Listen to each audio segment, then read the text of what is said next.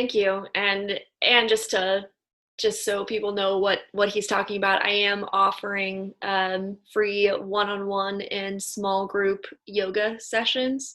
I think that's something that I've mentioned on this podcast before, but I am a yoga instructor. That's one of my, it's like my hobby that makes me money. It's like something that I really love that it's like also happens to make me money.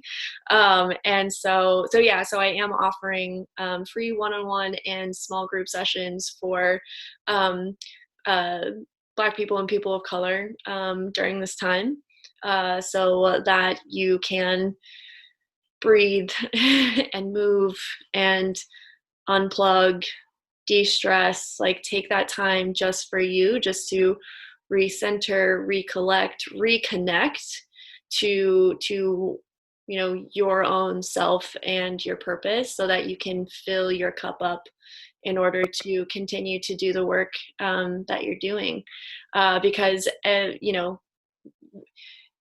people don't take advantage of this a lot of the time, but it's very, very well known that if you don't have a full cup yourself, you can only be there for people so much, and when humans are very resilient creatures, but you have to take care of you in order for you to take care of other people. And I also think that in our society, we also have this tendency to be like, okay, if I'm taking care of myself, then that's selfish. And I think that there's definitely a distinction between being selfish and self-care, for sure. And I So think it's absolutely necessary. mhm. And so I just commend you on, putting yourself out there and like really being a warrior for that. Cause, um, the people especially people on the front lines that are protesting, that are seeing all of the negativity and they're dealing with the abuse from the police that's just coming through these protests. It's like, that's a lot of negative energy. That's a lot of negative energy that people are going to take on. And, the mental health battles that this is, that accompanies this type of effort is real, and Yeah. we have to have ways to heal ourselves from that. And I will continue to amplify your voice in that, because that's absolutely huge. Yeah, thank you. Thanks. I appreciate that. Yeah, and I think that really like the biggest thing for me that I've taken away from all of this so far is I'm just going to come back to, I keep saying it, but I just think it's so important, is the listening aspect. We were talking every single thing that we've talked about, and like obviously you and I can speak from this standpoint of white people, because that is, we are white, but being able to know when the time to speak is, and when the time to listen is. And that's like not to get anybody off the hook for speaking out. Like we said, don't get bogged down by like, I'm going to say something wrong, so I shouldn't speak out. Be willing to be held accountable for your words, and be willing to get it wrong, if you're wanting to stand for a world that has equality and justice. But there's also the time to listen, and to know who you're being an ally to, and to know who your allies are, and to be able to tap into those resources that you can amplify those voices. And that's been one of the things that I've been doing, is really researching like who are the biggest voices in this movement. One of them being Tamika Mallory. She's someone who in my resources for the last podcast I put out about this, I included her. But I think that she's been an activist in the Black Lives movement for years and years and years. And if there is just one voice that I could say, listen to this person, it would definitely be her. But there's a ton, and I put them in the resources and the show notes for the last podcast, but I'll put them in the resources and the show notes for this podcast. But I just wanted to speak specifically to her, because not only is she someone who's been doing this for a long time, but she has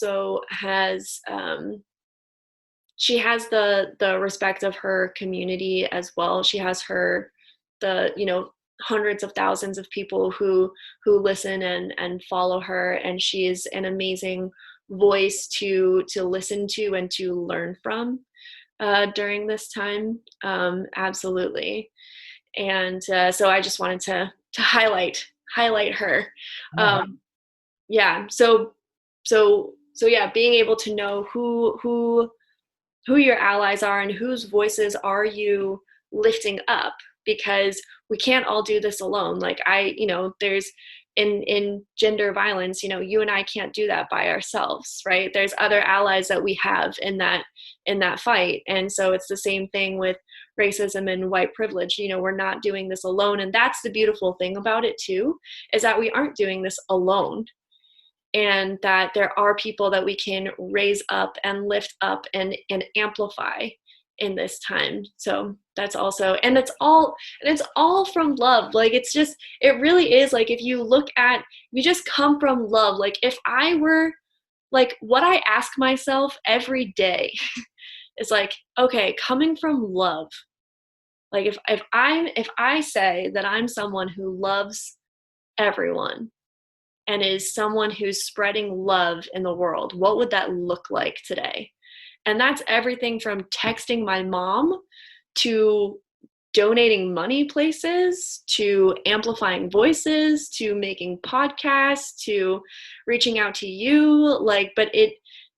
Find that question that's like going to drive you forward. Like, maybe it's not my question, maybe it's, who do I need to listen to today, or maybe it's, what am I going to learn today, or maybe it's, how am I going to make the world a more peaceful place today. But, like, ask yourself that larger than you question, not like, oh, how am I going to make my guilty feelings go away or whatever.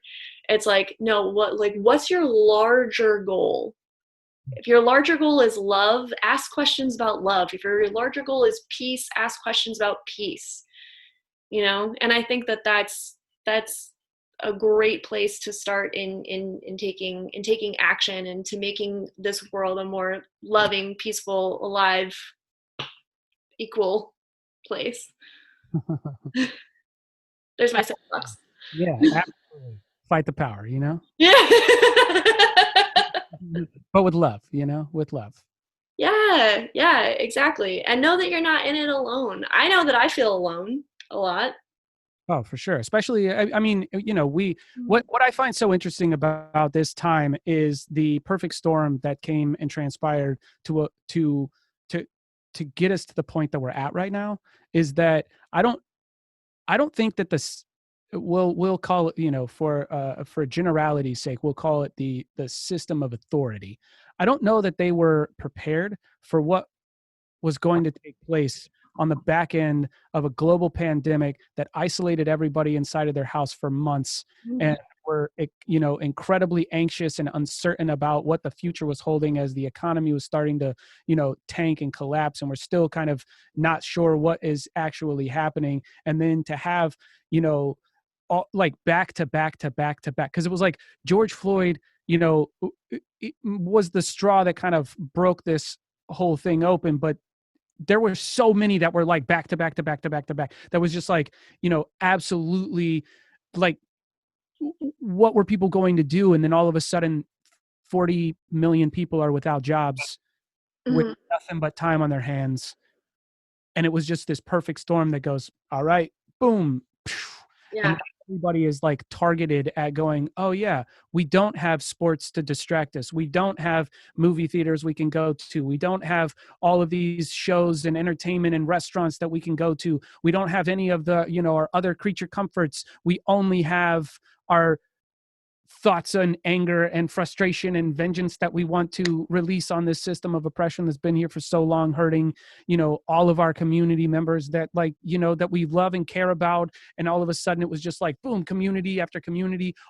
This is the one articulation that I would love to make, is that the same people that are in the streets protesting for Black Lives Matter and that care so much are the same people that show up and protest for the women's movement, are the same people that show up for the LGBTQ movements. They're the same people that show up for the students who are tired of getting shot in the streets and in their schools. You know, they're the same people that show up for all of these movements that all, if we were to take a look at it, have the exact same villain in their story. The exact same villain in all of these movements all tie back to the same villain. And the beautiful moment that's transpiring now is I think that is awakening. Like everybody is starting to recognize, wait a second, we're not isolated in our own little bubbles over here. We're all a part of this collective frustration, and you know how beautiful it is to be a part of the movement to of all movements. This is the largest civil rights movement in history that is now taking place, that I believe is going to have, it has the momentum to make some serious change. And I hope that everybody that's, you know, isolated in their own bubbles and their own issues recognize that how important and how much Black Lives Matters to the context of it all, outside of just the aspect of course Black Lives Matter. You know, Yeah. like I think Michael Che said it, you know, in his 2016 like stand-up special, that just is still relevant, is the fact that that's the minimum. The Mm, minimum that they're asking for is just to matter. Like that's the minimum. It seems so obvious and so easy just to matter. And you know, on top of that, then all these other things start to build. And you know, we're just I think we're at a day and age now where, you know, especially with the youth and how connected they are to the world, it's so mhm, beautiful to see how much people are coming together, and how the old ideologies are in, you know, a death thrall of like trying to stay relevant, and they just aren't, you know. I mean, even like what even the K-pop fans that have like blasted through on every, you know, kind of hashtag, and you know, flooding police channels and flooding uh these police apps in Dallas and mhm. crashing the apps, you know, like Yeah. it's a global galvanization of everybody coming together to like stand as one. And it's, you know, that's what, outside of the whole situation, I'm so hopeful to see, is that, you know, Mhm. you know, even Anonymous comes out. The computer hackers are coming and hacking police scanners and playing fuck the police on the police scanners. You know, like everybody is using their skill sets to fight the power. And couldn't be I couldn't be more hopeful about that particular aspect of humanity coming together. Because I think what we're recognizing, you know, too, is, you know, the class division between the bougie and the peasant class has always been the true division, Mm, has, you know, that has been used to like subdivide us and to all these other particular issues throughout time, thousands of years. And I think that, you know, the, the peasant class is starting to catch on and come back together and realize like we are all so much better together than we are apart. And so I'm hopeful. yeah, I'm absolutely hopeful as well, and I think that it is kind of the perfect storm. It's like we've been seeing for, you know, years and years and years. Well, I mean, generation, like just keeping it to, even if we just kept it to um, racism and how the Black community has been treated for generations and generations and generations. Like there's just never been a time in our most recent history where Black people have been equal at all. You know, we literally stole them from their homes in Africa and brought them here as slaves. Like there's just never been a time where it's not like, oh, at one point they were equal and then something happened and then, you know, now they're not anymore. It's like, no, they just never have.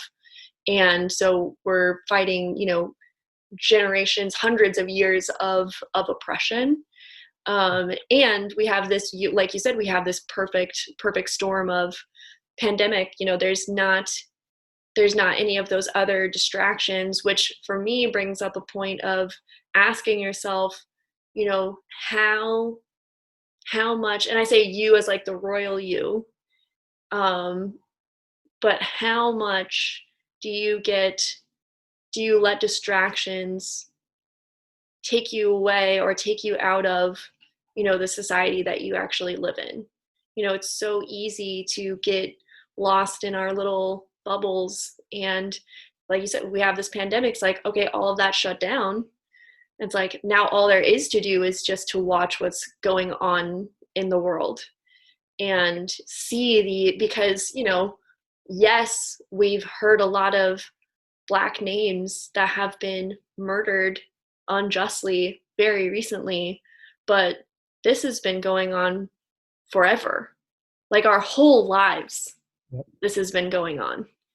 And it's just now that we're aware and aware enough to the point of like, this shall not stand Right. anymore, Well, right?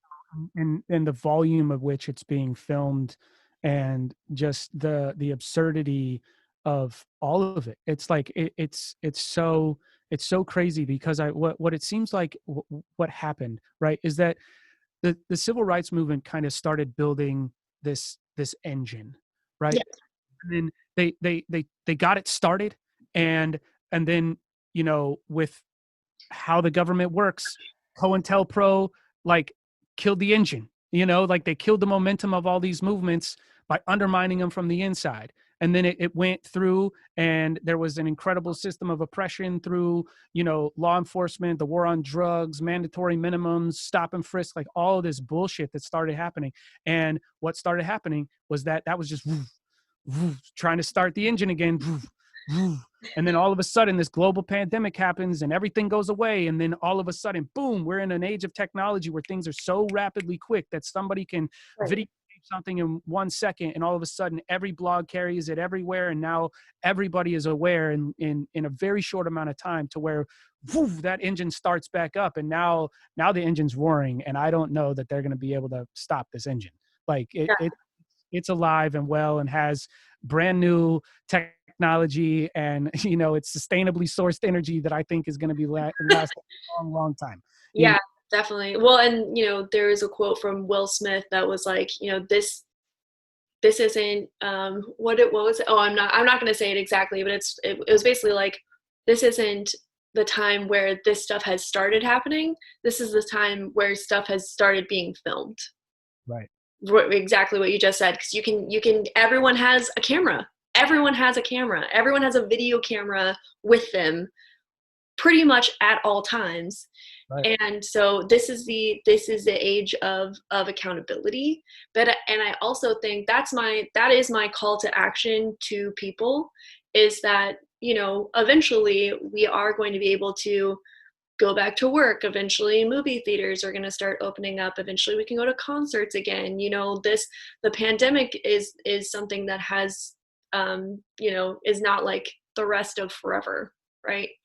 And so my call to action is to stay as aware and in tune with what's going on in the world, even when things start back up. Yep. Like, let this be a wake up call to what is going on in the world around me. And maybe that's not just like the whole world, but like, what's going on in my city? Yeah. What's going on in my state? What's going on in my country? Yep. Like this, like my call to action to people is like, stay this aware. Keep staying this aware. Keep. Like, I think that one of the greatest things that has come out of this, I think, is that it's showing people how important it is to not, like, yes, stay aware, and also to learn how your system even operates. yeah, Because, like, our education system does a pretty poor job in a lot of areas, and one of those areas is really explaining how local, state, national government, like yeah, federal, like how it all, like, really plays in together. Because yeah, how important it is for your local elections, where, like, hardly anybody gets out and votes in the local elections, because, like, everybody just feels like it doesn't matter, like the president is the only one that really matters, or the Congress and Senate are the only ones that truly matter. And it's like, no, No, no, no. The local elections, your police chief and the commissioner and all of those local elections, your mayor, the city council, all of them matter so much to these issues of Right. getting passed, especially when it comes to the, these concepts of, defunding the police, or at least, not like, if it's to abolish the police, yes, those are gonna it's gonna take your local governments in order to have the conversations to, one, make that happen, but also find a way to, at least take a lot of the responsibility and some of that funding away from the police force and putting Mhm. it into another system that could actually work for the communities, Yeah. rather than, like, you know overloading the police force with all these responsibilities, and then, paying them very little money, and then expecting them all not to be cynical assholes and pissed off because their job is dangerous and they have way too much to do, so they show up to all these different situations with horrible attitudes and treat people like shit. Like, Mhm. and the local elections is where we really solve that, or at least begin the process of really solving that problem. So I'm very thankful that this situation, I think, is opening the eyes of so many, that how important the local elections are. Yeah, and the other thing about the importance of local elections as well is that, because so one of my degrees is in political science, and one that I mainly studied at the national level. So that was like my area of study was the United States national level, because there are so many things that you can study with the government. Like I have a degree in political science, and I know very little about my local governments. Like because there is so much that you can know, and I did study at the national level. Right, because And that's the sexy part. that's the sexy part, exactly. And sorry, I didn't hear what you just said. It cut you out. Oh no, I was just saying that's where, it's like the sexy part. That's where everything's going on, but and the local gets left out. So Yeah, well, and what people don't realize also about the national elections is that a lot of the people who are elected at the national level started out at the city and state level. So the people that you are electing to city government, to state government, it's also some of those people are wanting a career in politics. So eventually, if you elect someone at the city level, eventually they could be your state representative. If you elect someone at the state level, eventually they could, represent you on a larger scale, right? Or even be a lot of uh, like jobs that are held that the president uh, that the president nominates are all people who are career politicians who started somewhere, right? So it's not even just like if you are concerned also with the national level, you should be concerned with the city level because a lot of people get started there. Like you're starting someone's career, right. really. And so you're determining not only how your city goes for however long they're on your city council, but you might also be determining the national level as well, because they might stay in politics until they die. You know, that's just kind of how that works. The truth, Hmm. Yeah. Got So to get more involved. Yeah, we all have to get more involved in the local process, and for sure. yeah, For and it's also super easy to get involved in local processes and local government, and you can go to city council meetings. You can sit in. You like there's it's super super super easy to get involved at the city level, really really easy. And I think that that's one of the reasons why people don't get involved in politics, is because we're not taught about it, so we don't know how it works.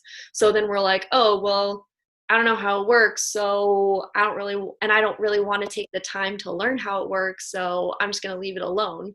But I'm telling you right now, super easy. Like it's real easy to, like, yes, there's a lot of nuances to politics, but getting involved, it's just so easy. Yeah. Figure out when your next city council meeting is, go there. Raise hell. Raise hell. Oh my gosh. Yeah, anyway, I don't I just thought of like I do love watching city council meetings. That's like one of my poli sci nerd things that I like. Um Awesome. I do. That is a pretty nerdy thing to do, for sure. Is it what? Pretty nerdy thing to do, for sure. That's Yeah, awesome. totally. But it's because I love people, right? Like I love people and I love politics and I love studying how this might make me sound like a sociopath. Oops. Look out. Okay. I love studying how people um interact. I love studying how people think. I love studying how people present their points because there if you listen again going back to listening, my main theme for this past week has been listening. If you listen to people, everything that people do makes complete sense. Everything. Like we might think that some things are illogical based off of how we think, but if you study what people do, what they say, why they say it, everything makes complete sense. If you just ask the question, why would they say that? Why would they do that? It all makes sense. People do things because it benefits them. Period. You wouldn't do something if it didn't benefit you in some way. You know, like this podcast, like I love doing this podcast. And as much as it is, my platform to spread love and intimacy and aliveness and joy to people, that benefits me. That gives me, oh, like it fills my cup, right? To do that. It makes total sense. But it makes sense why people do the things that they do, even if on the surface it doesn't make sense. Like the president, most of the things that he says and does, like on the surface level, make zero sense. Absolute gibberish. It's just like, what the fuck are you even? What? I don't understand. Does not compute. But if you ask the question, why does he do that? Why would he say that? Why would he do the things like that? Why would that happen? Why would that be a sequence of events that would happen? It all makes complete sense because it's just like he has an agenda and Yep. he's filling his agenda and he's actually doing it really well, which is bananas. Because Well, they analyzed all of the speeches during the 2016 Republican conventions and all of the like stump speeches from all of the candidates Republican, and like Ted Cruz and Marco Rubio. They analyzed their speeches and the word choices that they used and realized that they were speaking at like an eighth and ninth grade level. mhm, They analyzed everything that Trump was saying, and it was at a third grade level. And what has been kind of common amongst like the research of kind of persuasion and getting your point across and public speaking is that the lower that you can bring down the ability, like the words that you're using, the concepts that you're talking about, the easier it is for people to understand it in that moment, the easier it is to persuade them of what you're saying.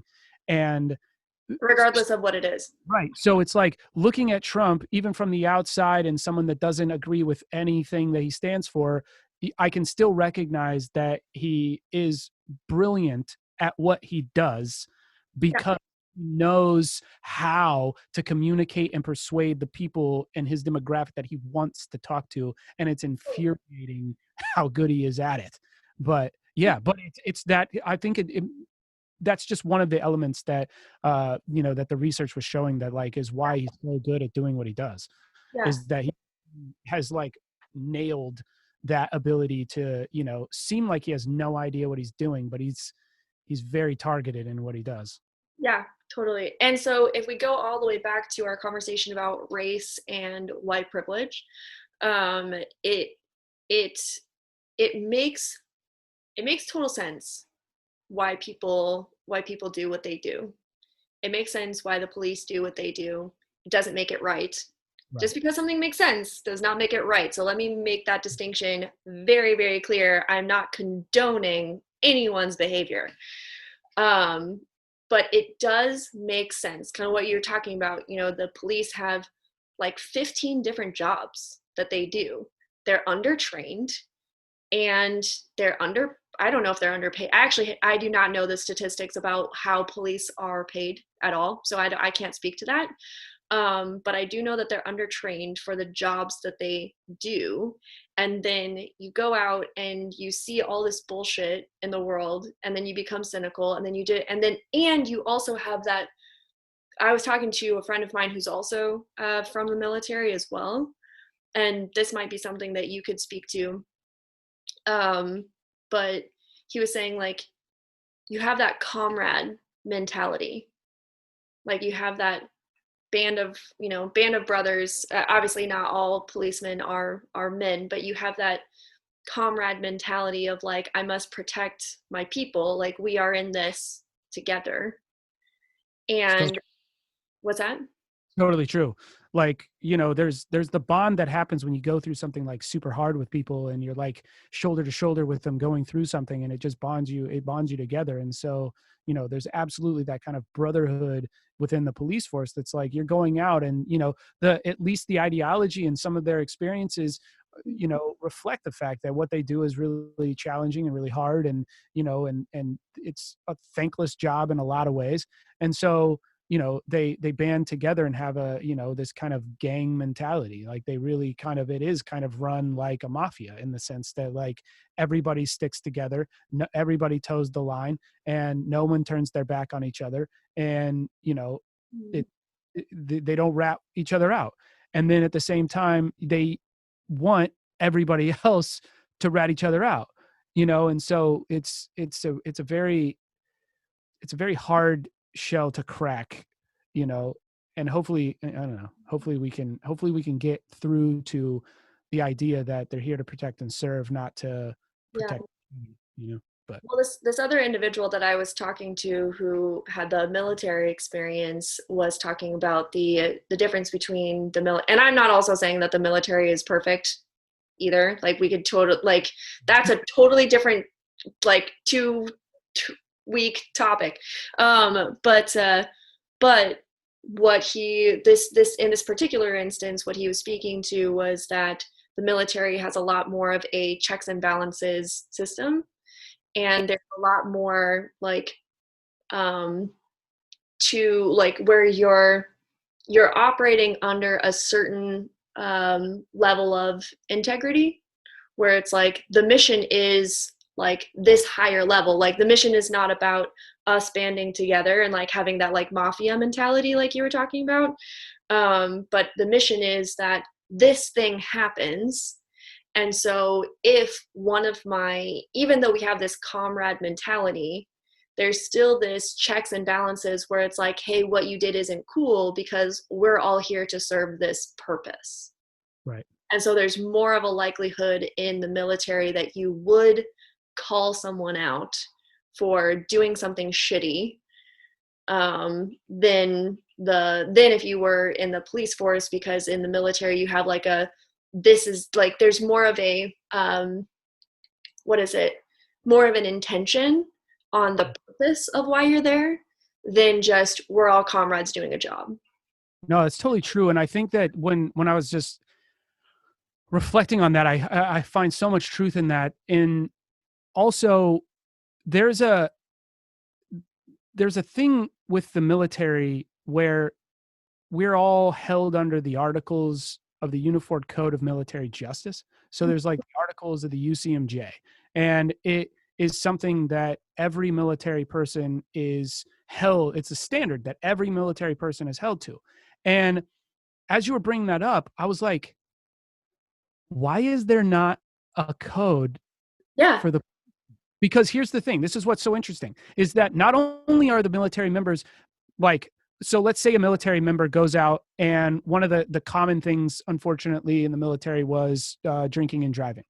So a military member goes out and they go off base, they go out drinking, they drive, they get pulled over by a civilian cop, and they go to jail because of their infraction.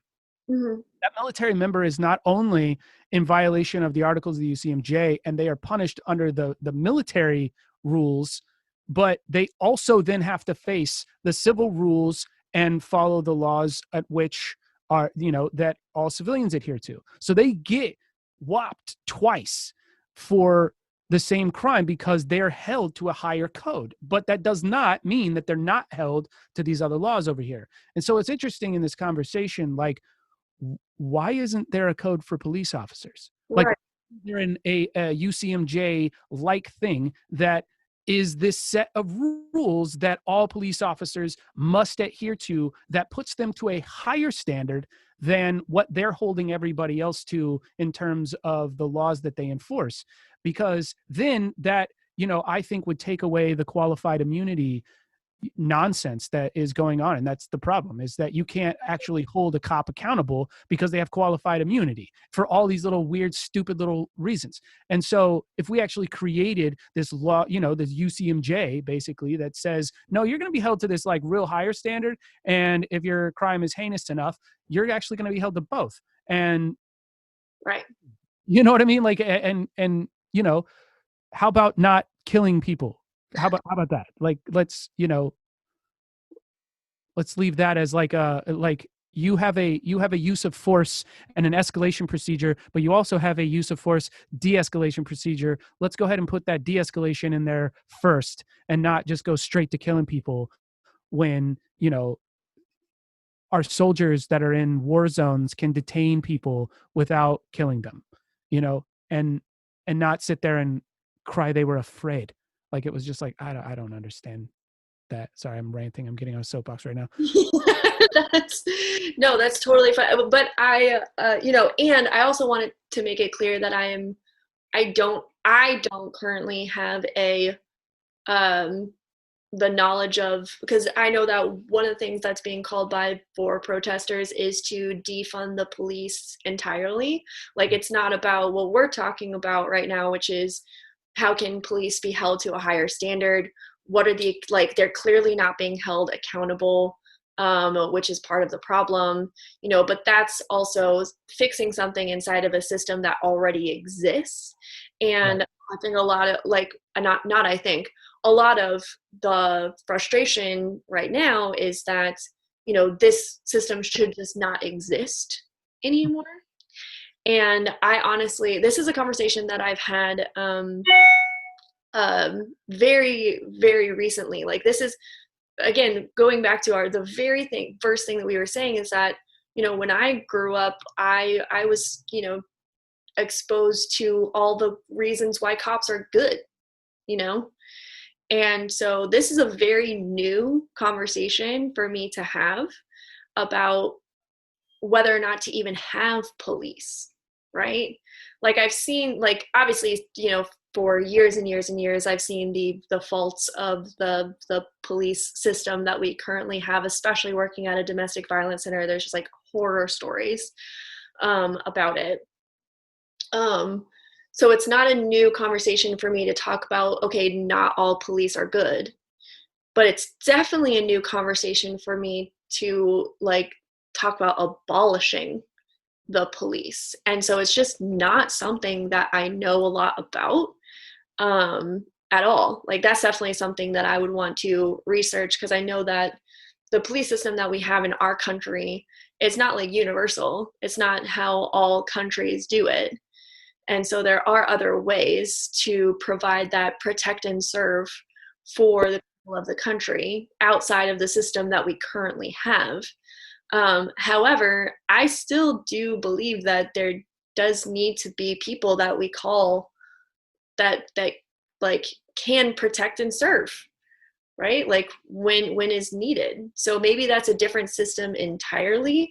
Maybe that's gutting out the system that we have right now. Maybe that's accountability. Like, I do not have answers at all. This is still like a question and an inquiry and a research topic for myself, for sure. No, totally. Also just curious as to like what you, because it seems like you've had a lot, obviously you were in the military, Yeah. and you said that you were a very rebellious kid. So you seem to have a lot more insight and experience with this subject than I do. So I'm curious to see what your opinion is about it. Well, yeah. Again, I'll have to say too that this is such a complex issue, and I have zero answers here. I do understand the idea that um, abolishing the police is an incredibly bold statement. With and I know that there are community activists within and outside of the Black Lives Matter movement who have put together research and and put together ideas about community safety, programs and things like that. So the complication I have with wrapping my head around some of the like total abolishment concept um, is, you know, at some level in any society, there's going to be people who do things that the majority of people in society don't want to have happen, right? So murdering, sexual assault, violence, and all of these types of crimes, right? That's just, and we want something to be able to remove like that type of thing and solve the problem. Now, I'm not saying that arrest and police and incarceration is necessarily the like best way that could ever be solved. But I also know that on the flip side of, let's just take sexual harassment, sexual assault, for example, rape cases and things, the police force does nothing to prevent that from happening. Right.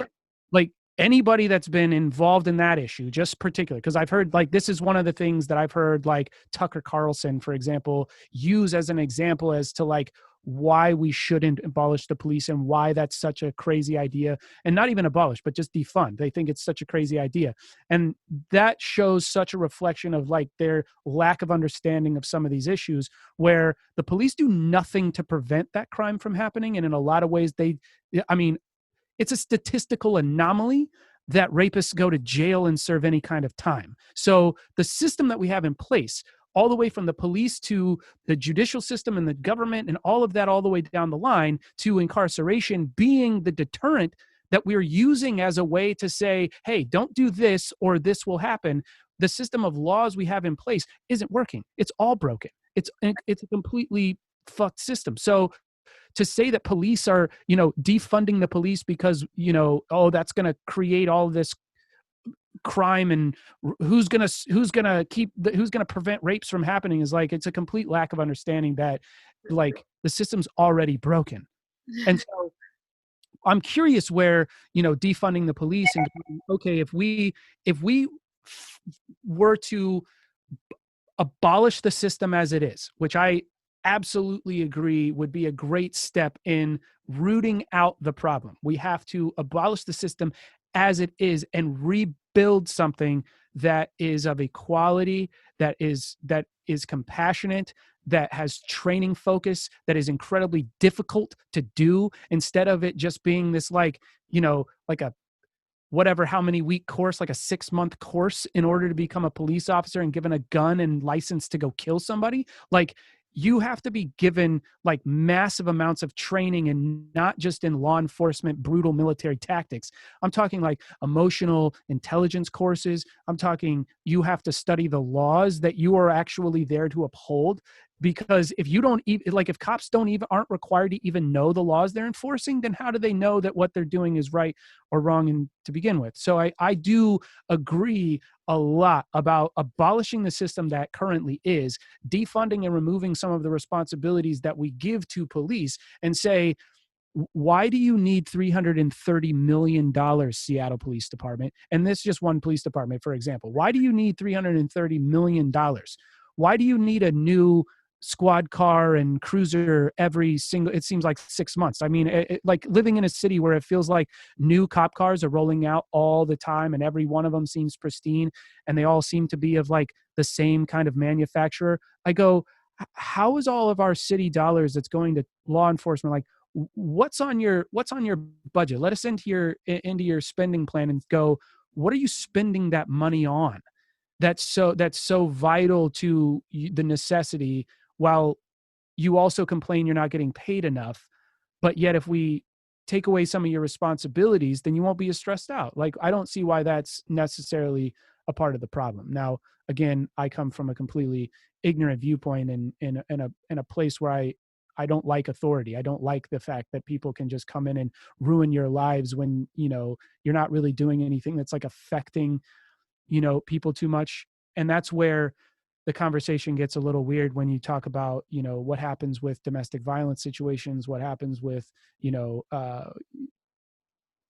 murder, what happens, with all of these kinds of really brutal, heinous crimes and things like that. In a system that's so backwards. When we look at the effect that people have, it's like, you know, how were the white collar crimes that destroyed people's lives and millions of people lost their lives and homes, and because of banks, and we bailed them out, none of them faced jail time, none of them really faced any accountability, yet the crime that they committed caused so much pain and hardship, not only in our country but literally worldwide. And yet we don't hold any of them accountable. Yet over here we're incarcerating, communities of color at like alarming rates for marijuana use, Right. while all these other states it's legal. Like, how do we look at the system and not go, it's broken as fuck and needs to get dismantled? You know, Right. torn apart, gutted from the inside, and looked at and go, wait, there is an incredible system of buddy bullshit that's been happening at the local levels, where the district attorney and the prosecutors and the police commissioners and like the whole little buddy system that keeps shit moving the way that it is it's broken as fuck. And I think that this is the thread that we're going to start to pull. And, we start pulling it on the police department, but it's going to start hitting other areas as well, because it's all intersected there. So, yeah, it's a conversation I think is incredibly complex. And, I would love to be in the room where these conversations are taking place, so I can interject and call bullshit, like, for real. Like, so if that happens at the city level, I'm there. I'm gonna be at those city council meetings if I Yeah. can. Because I think it's an interesting question. I think it's a bold statement. I think a lot of people are going to have a very adverse reaction to the idea of abolishing police, because we've all grown up with this sense of the police are the only thing that keep law and order and everything like that. And yet, um, there's statistics out of New York that prove that's not necessarily the case. And so, and that's not true in all cases, but I know that this is complex, but I hope that, the conversation is allowed to be raw enough and real enough, and take as much time to like really get to the bottom of the corruption and the cesspool of what it really truly is, so we can actually identify and make educated decisions based on like staring the truth in the face, no matter how ugly that is. I hope they allow that to happen. Yeah, absolutely. And I think that and the reason that I do what I do now, right, is because what I saw like several years ago is that we live in a very reactive society. Like a lot of our like the police force is very reactive. It's not preventing shit from happening. You know, and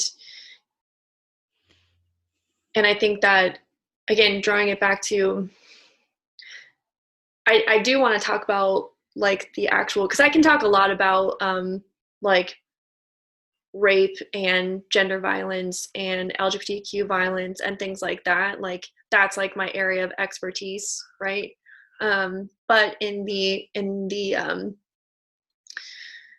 uh, conversation of learning about other people's experiences and how other people experience violence from the police, they're not like, nothing about the police force that I have seen, again, this is not my area of expertise, but nothing from the police force that I've seen is actually helping Black communities and like people of color, right? Like the majority of what we see is based in racism, white privilege, systemic violence, things like that. where we don't have the conversation, we don't have the wherewithal to deal with the issues that are actually happening. And me personally, and I don't know how radical this is, but like me personally, I'm just like, how can we be on the preventative side of things? Like, what is that going to look like? And I think that that's why I'm in this place of listening to the Black community, is because a lot of the things that I'm hearing is like, how can we prevent this from happening? What are things that we need to do to have Black communities and, people of color be lifted up, right? Like, not just in a movement like their voices are being heard right now, but how can we as a society, not like, rebuild is not the right word that I want to use, but like, help, like, how can we help, how can we right the wrongs? That's what I want to say. How can we right the wrongs of what we've been doing for so long? Like, not in like a blanket apology statement, or like, oh, sorry, like, we'll learn and we'll never do it again, but like, how can we right the wrongs in such a way that people are healed? Like, what needs to happen? That's my question, is like, what needs to happen in these communities such that people can be healed? What needs to happen in the white community? What conversations do we need to be having? And I think conversations like this are good, but it's like, what conversations do we need to be having? What actions do we need to be taking? And I think it does go back to that emotional intelligence, like that emotional intelligence of having compassion and empathy for people and for people's different experiences. And like, how can we just like love on people? And when we see something like poverty, or when we see things like oppression of Black people or oppression of people of color, like, what can we actually do about it? Right. And in this marathon, right? Like, not in this sprint, but in this marathon. And so I think when we're talking about abolishing the police, or yeah, like, when we're talking about abolishing the police, then what systems are we going to put in place that are actually going to, because if we stay in this reactive state, this is what I see. If we stay in this reactive state, then we're just going to have a better version of what we had before. Right.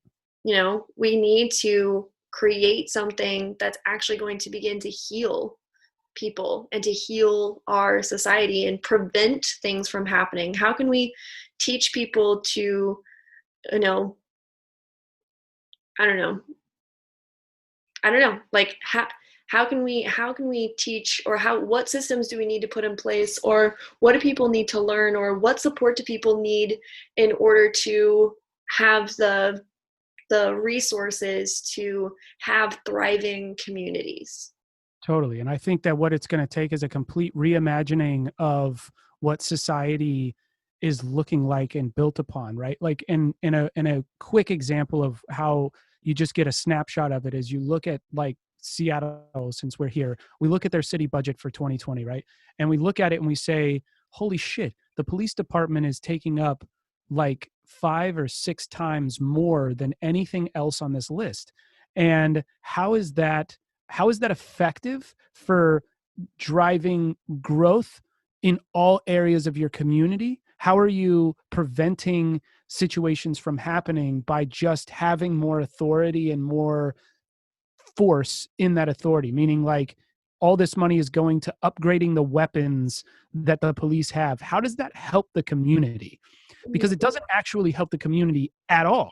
It doesn't make the community safer in any aspect. It makes the police safer when they go out and fuck with protesters. That's what that does. It makes them safer in that respect, but it doesn't make the community safer in any way. And you look at it and you go, okay, what if that idea of defunding the police works? What if we were to go through and now take, instead of $330 million going to the police force, what if it was, $100 million going to the police force and $230 million getting redivided up amongst mental health and physical health, healthcare for, communities of color? What if it was education, to rebuild education and to provide affordable housing and rent control so that they're not getting priced out and creating financial and economic stress?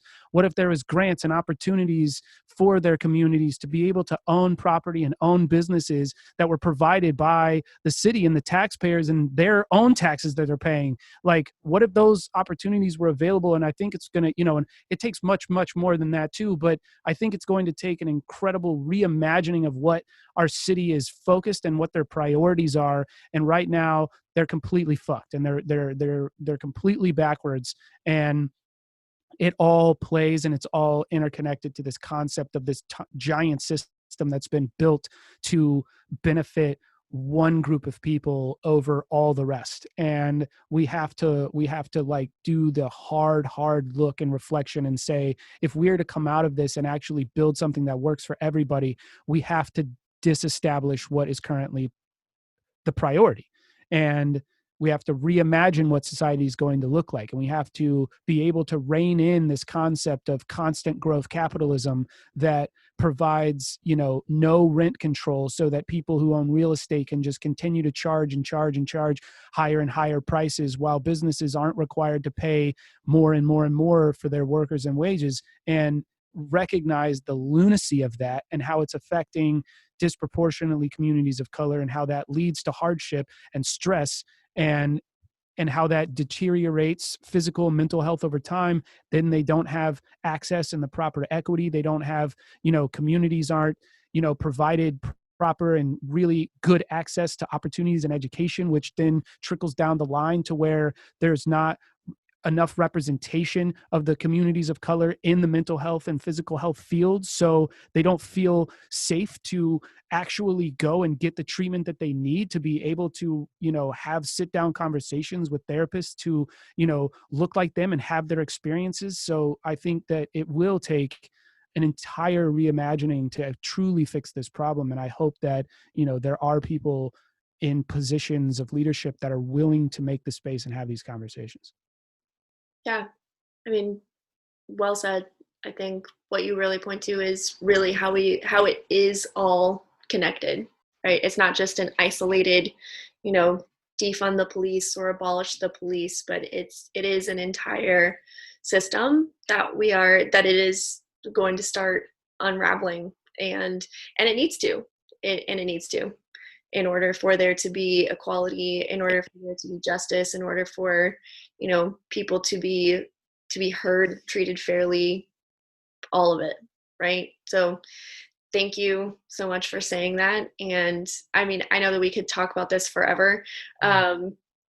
It's a big issue, but thank you so much for coming on and talking with me. It's good to, and want me to come be a part of this.